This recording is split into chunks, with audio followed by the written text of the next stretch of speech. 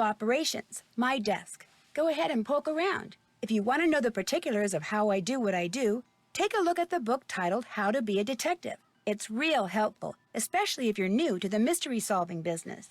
And be sure to check out my scrapbook. I put memorabilia from all my past cases in there. A lot of them were pretty dangerous and at times really scary. But don't say anything about that to my dad, okay? He worries about me enough as it is. And whatever you do, read what's in the file called Case File.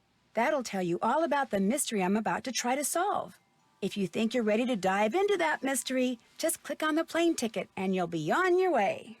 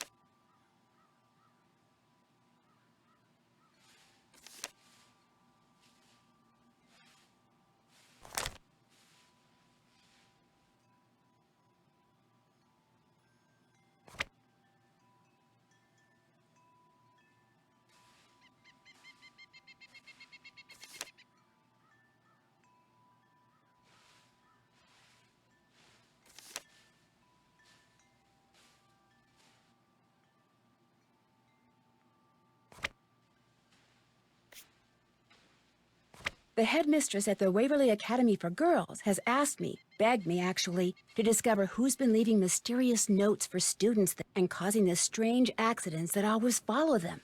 So malicious was the last accident, the parents of its victim are threatening to sue the school if the perpetrator isn't identified. Fast. And so, pretending to be a transfer student named Becca Sawyer, I'm going to go undercover at the upstate New York boarding school and hopefully find the culprit. I have to use a fake name instead of my real one because if any of my soon-to-be classmates plug the name Nancy Drew into an online search engine, my cover would be blown in an instant. And to make sure no one sees or hears anything that could give me away, the headmistress has forbidden me to contact her, which means I'm about to be tossed, totally on my own, into a world of bright, privileged, click-conscious teenage girls. This could be my scariest case yet.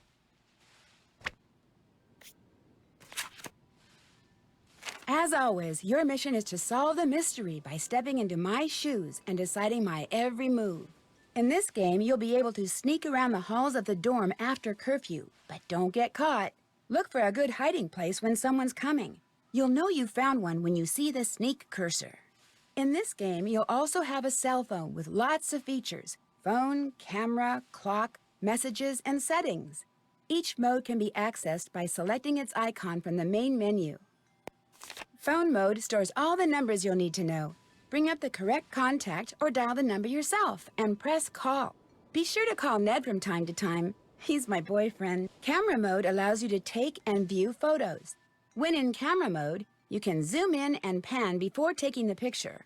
Click on View Photos to see your saved pictures. You'll be downloading photos later from the View Photos mode. Set your alarm to take a break and wake up hours later by entering Clock mode. Any text messages you receive will show up in the Messages mode. And the Settings menu allows you to personalize the look of your phone by choosing one of the options in each drop-down. To get from one place to another in the game, just move your cursor around on the screen and click when an arrow pointing in the direction you want to go appears. An arrow pointing forward allows you to go forward, while a back arrow allows you to step back. Sometimes up and down arrows are available too. Give it a try. Find the forward arrow and check out Mr. Woogle Woggle. He's my teddy bear.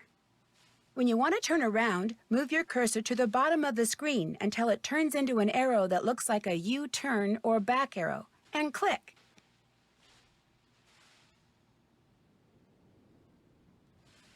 I always use my magnifying glass to scan my surroundings for clues. When it turns red, I know I'm onto something. When your magnifying glass turns into a question mark, you can talk to someone. When it becomes a hand, you can use it to open and close things, pick up objects, and move things around. To see how this works, move your mouse over this scene until the magnifying glass turns red. Then click to zoom in. See how the magnifying glass turned into a hand when you rolled it over the key?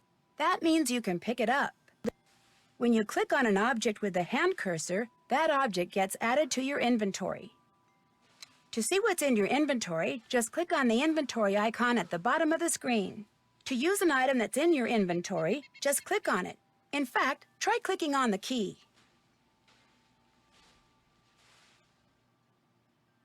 See how the cursor turned into the item you clicked on? Use the key to click on the lock on my suitcase, and you'll see how good I've gotten at packing. To return an object to your inventory, just click on the inventory icon, then click on the Open Inventory box, and the object will go back into storage. You can close your inventory by clicking on the square in the upper right-hand corner, by clicking on the inventory icon, or by clicking on another icon. The gear icon allows you to determine how you experience the game. For instance, you can choose to play the game in a window on your computer screen if you want.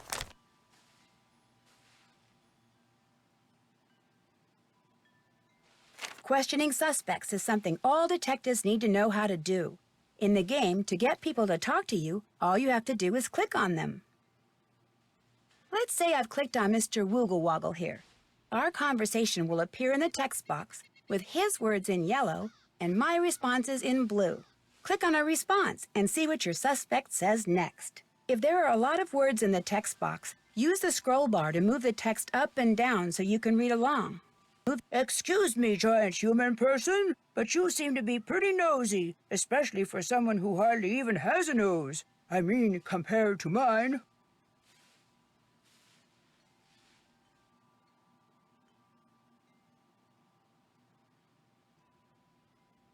You think so? Usually people only call me nosy when they're hiding something. Before you can start playing, you need to decide whether to play as a junior or senior detective. If you choose Junior Detective, you'll get more hints than you will if you're a Senior Detective, and the puzzles will be a little easier. When you're ready to start playing, just click on the plane tickets and hang on to your hat.